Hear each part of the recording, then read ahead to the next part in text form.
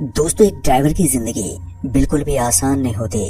मेरा नाम भरत चौहान है। मैं एक लोको पायलट हूँ। लेकिन एक टाइम हुआ करता था जब मुझे खुद के पर्सनल खर्चे के लिए भी अस्पताल की एम्बुलेंस गाड़ी चलानी पड़ती थी। और इस एम्बुलेंस को चलाते चलाते मेरा सामना एक ऐसे हादसे से हुआ जिसके बाद से मेरी जिंदगी पूरी तरह से बदल गई। और फिर मैंने गवर्नमेंट जॉब की तैयारी करनी शुरू कर दी और फिर तब जाकर मेरी लोको पायलट की जॉब लगी। लेकिन वो कहते हैं ना, हर सफलता के पीछे कोई ना कोई कारण तो जरूर होता है। दोस्तों, ये कहानी ऐसे दौर की है जब मैं एम्बुलेंस चलाया करता था।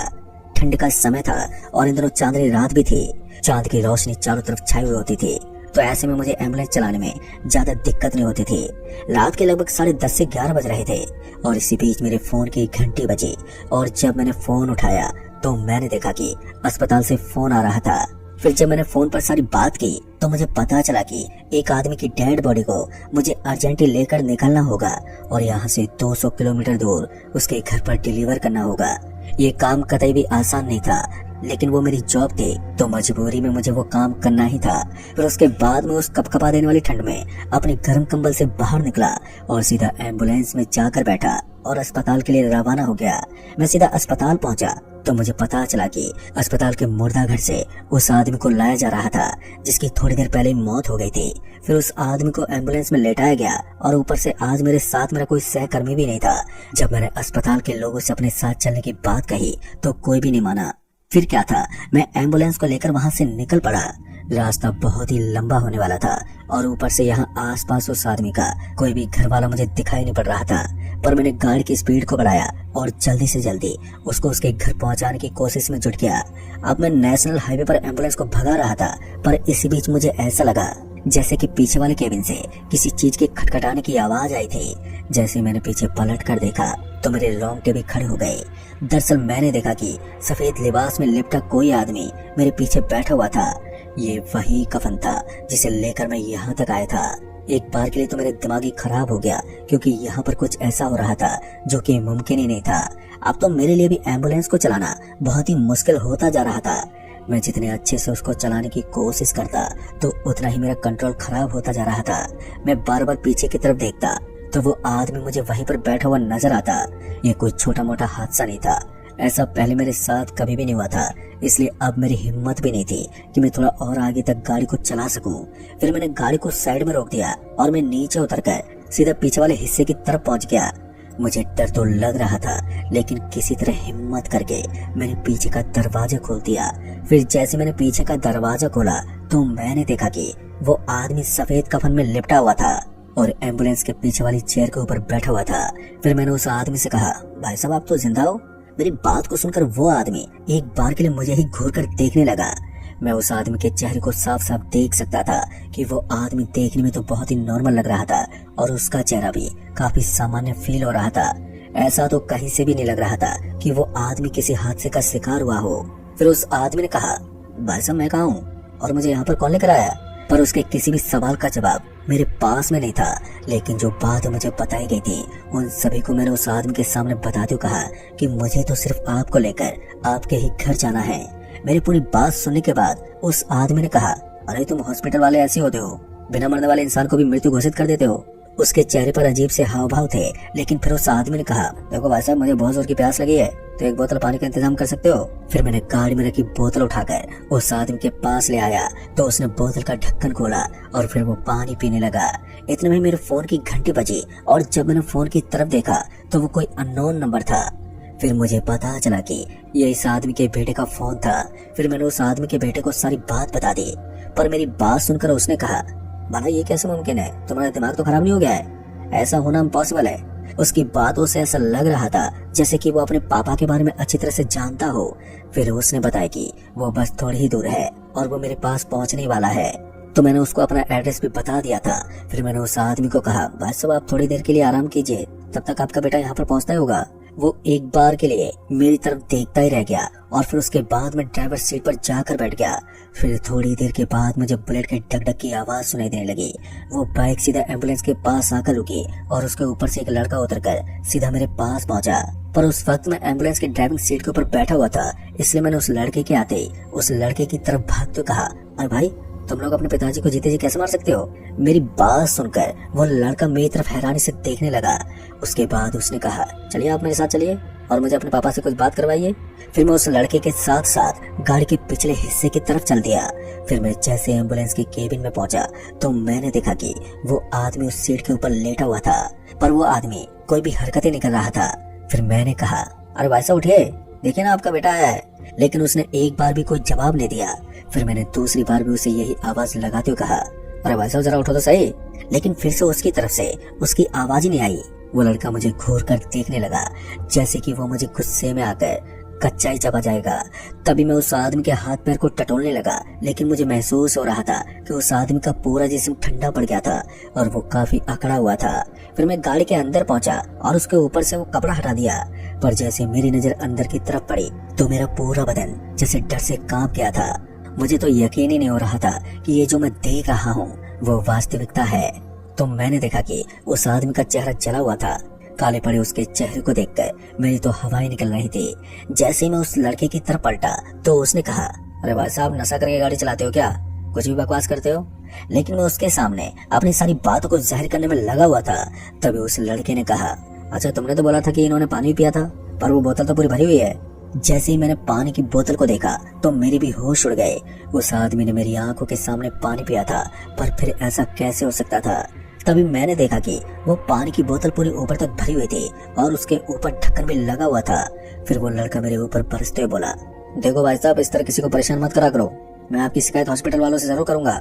और इतना कहने के बाद वो नाराज होकर वहां से निकल गया और वो अपनी बुलेट लेकर वहां से रवाना हो गया। अब मुझे अंदर अंदर बेचैनी हो रही थी कि आखिर मैं ये कहां पर फंस गया हूँ। किसी तरह मैंने हिम्मत की और एम्बुलेंस की ड्राइविंग सीट पर बैठकर एम्बुलेंस को चलाने लगा। घबराहट तो हो रही थी लेकिन मैं कुछ कर भी नहीं सकता था और रास्ता भी काफी लंबा था। मैं लगभग 25 से 30 किलोमीटर का सफर तय कर चुका था, लेकिन गाड़ी के अंदर खामोशी चौकी तो बनी हुई थी। गाड़ी का वो सन्नाटा जैसे टूटने का नाम ही नहीं ले रहा था। फिर थोड़ी देर के बाद मैं ठीक उसी जगह पर पहुंच गया जहां पर उस लाश को डिलीवर करना था। पर हैरानी तो इस बात की थी कि इस पूरे रास्ते में उस एक घटना के अलावा मेरे साथ कोई भी दूसरी घटना नहीं घटी। फिर मैंने उस डेड बॉडी को जल्दी से जल्दी गाड़ी से नीचे उतरवाया और उसके बाद मुझे जल्दी से वापस घर भी जाना था। अब तक रात के 2:30 बज चुके थे और अभी भी लगभग 1.5 घंटे का वक्त बचा हुआ था। वैसे भी ठंड के समय में गाड़ी चलाने में कोहरा और भी ज्यादा परेशान करता है, पर फिर मैंने जैसे तैसे अपनी गाड़ी का टर्न लिया और फिर वहां से निकल पड़ा। उस लाश को अपनी गाड़ी से उतारने के बाद मेरी सांस में सांस आई थी। मैं गाड़ी को भगाता हुआ अब तक काफी दूर आ चुका था, पर मुझे लग रहा था कि अब सब कुछ नॉर्मल हो चुका है। लेकिन मेरी एक गलत फहमी बस कुछ ही सेकंड के अंदर दूर होने वाली थी। अभी मैं नेशनल हाईवे से सटी हुई एक कच्ची रोड पर था। उस रोड के ऊपर मुझे दूर दूर तक सिर्फ सन्नाटा ही सन्नाटा नजर आ रहा था कि तभी मुझे पीछे से किसी के होने का एहसास हुआ। पता नहीं क्यों, लेकिन ऐसा लग रहा था जैसे कि एम्बुलेंस में मौजूद शीशे में मुझे पीछे कुछ नजर आ रहा है।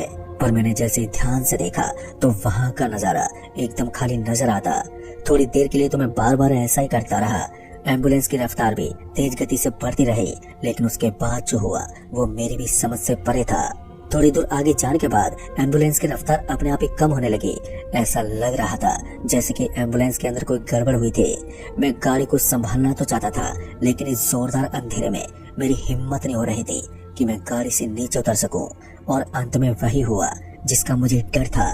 थोड़ी दूर आगे जाने के बाद गाड़ी एकदम से बंद पड़ गई और गाड़ी के बंद होते ही मैं भी अपना माथा पकड़कर वहीं बैठ गया। इतने में ही पीछे से किसी की आवाज आई, अरे भाई साहब मैंने आपको बोला था ना कि मुझे थोड़ा पानी चाहिए। जैसे मैंने पीछे घूम कर देखा तो मेरी आंखें फिर से फटी की फटी रह गई। दरअसल मैंने देखा कि ये तो वही लाश थी जिसको मैं थोड़ी देर पहले डिलीवर करके आया था। उसका चेहरा एकदम नॉर्मल लग रहा था और देखने में ऐसा बिल्कुल भी नहीं लग रहा था कि वो कोई बला है। मेरे पास अपनी गाड़ी को स्टार्ट करने के अलावा दूसरा कोई रास्ता भी नहीं था, लेकिन जब बार बार कोशिश करने के बाद भी गाड़ी स्टार्ट नहीं हुई तो अंत में थक हार कर मैं तुरंत एम्बुलेंस से नीचे उतर गया और फिर उस ठंड भरी रात में सड़क पर पैदल पैदल भागने लगा। एम्बुलेंस वहीं सड़क के बगल में खड़ी थी और मैं उससे बहुत दूर आ गया था। भागते भागते मैं एक होटल के पास पहुंचा तो उस होटल को देखकर मेरी सांस में सांस आई और फिर मैं जल्दी से उस होटल के गार्ड के पास पहुंचा। और जब उसने मेरी ये दशा देखी तो उसने इसके पीछे का कारण पूछा तब जाकर मैंने उसे पूरी बात बताई और मेरी बात सुनकर वो भी डर गया। लेकिन इस टाइम पर मेरी बातों का उसके पास भी कोई जवाब नहीं था। फिर वो मुझे एक रूम में लेकर गया, शायद वो उसी गार्ड का रूम था, और वहाँ पर ले जाने के बाद उसने मुझे थोड़ी देर के लिए आराम करने के लिए कहा, तो मैंने भी ठीक वैसा ही किया। मैं थोड़ी देर के लिए वहीं पर बैठकर आराम करने लगा और उसके बाद ना जाने कब मेरी आंख लग गई। फिर जब मेरी आंख खुली तो मैंने देखा कि अब तक सुबह हो चुकी है और मैं उस होटल के बाहर जमीन पर लेटा हुआ था। ये हादसा फिर से मुझे हैरान और विचलित कर रहा था, क्योंकि मैं जब रात को सोया था तो वहाँ पर एक कमरा बना हुआ था, लेकिन अब वहाँ सिर्फ खंडर जमीन पड़ी हुई थी और दूर दूर तक मुझे कोई भी कमरा दिखाई नहीं पड़ रहा था। ये एक ऐसा हादसा था जिसको मैं आज तक नहीं समझ पाया हूँ। खैर उसके बाद मैं वहां से उठा और पैदल पैदल मैं अपनी एम्बुलेंस की तरफ बढ़ने लगा। रात को तो मेरे फोन में बिल्कुल भी नेटवर्क नहीं आ रहे थे, लेकिन अब जब मैंने अपने सहकर्मी को फोन किया तो नेटवर्क भी ठीक से काम करने लगे और फिर मैंने उसे पूरी बात बता दी, पर उसे भी मेरी बातों पर बिल्कुल भी विश्वास नहीं हो रहा था। पर फिर वो मेरे पास पहुंचा और मैंने उसे ठीक उसी जगह पर बुलाया था जहाँ पर वो होटल थी। फिर उसके बाद जब मैंने अपने सहकर्मी को पूरी घटना के बारे में बताया तो उसे मेरी बात पर विश्वास ही नहीं हुआ। इसलिए फिर जैसे हम उस होटल के अंदर पहुंचे और वहां की जांच पड़ताल करने लगे, तब उस होटल के मैनेजर ने कहा, अरे भाई किस कमरे की बात कर रहे हो? यहाँ तो दूर दूर तक हमारे होटल के अलावा कोई कमरा भी नहीं है। उसकी बातों से मैं सरासर गलत साबित हो रहा था और शायद मुझे एम्बुलेंस की ड्यूटी से आउट भी किया जाने वाला था। लेकिन उस होटल के मैनेजर के पास खड़ा वही काम करने वाला एक आदमी बहुत देर से मुझे घूर कर देख रहा था। फिर मैं अपने एम्बुलेंस सहकर्मी के साथ वहां से निकला और उस होटल से बाहर निकल गया, पर वो आदमी जो मुझे घूर कर देख रहा था वो भी हमारे पीछे पीछे आया और उसके बाद उसने कहा, देखिए भाई साहब, मुझे अच्छी तरह से पता है कि आपकी मुलाकात किससे हुई थी। और फिर जाकर उसने बताया कि वो आदमी कई बार यहाँ पर दिख जाता है। इस होटल की जगह पर पहले उसका कमरा हुआ करता था। 10 साल पहले उस आदमी को सरकार के लोगों ने जबरदस्ती यहाँ से निकाल दिया, लेकिन उस आदमी का मोह इस जमीन से जुड़ा हुआ था, जिस वजह से उसकी आत्मा आज भी यहाँ पर भटकती है। लेकिन अच्छी बात यह है कि वो किसी को नुकसान नहीं पहुँचाता। खैर दोस्तों, उसके बाद हम वहां से निकल गए क्योंकि अब सारा माजरा हमारे सामने था, लेकिन अभी भी मेरे दिमाग में उस लाश का वो ख्याल चल रहा था और मेरी बात पर कोई भी यकीन करने को तैयार ही नहीं था। फिर अंत में मुझे लगा कि अब मुझे इस काम को छोड़ देना चाहिए, क्योंकि अगर मैं दोबारा इसी काम में लगा रहता तो फिर वो आत्मा मेरे पीछे पड़ सकती थी। इसलिए मैंने उस दिन के बाद उस एम्बुलेंस के काम को हमेशा के लिए अलविदा कह दिया। तो दोस्तों, इस कहानी में बस इतना है। कहानी आपको पसंद आई हो तो वीडियो को लाइक शेयर कमेंट जरूर कर दें। तो मैं आपका दोस्त राजकुमार जल्द ही मिलूंगा ऐसी एक और खौफनाक घटना के साथ। तब तक के लिए बाय एंड टेक केयर।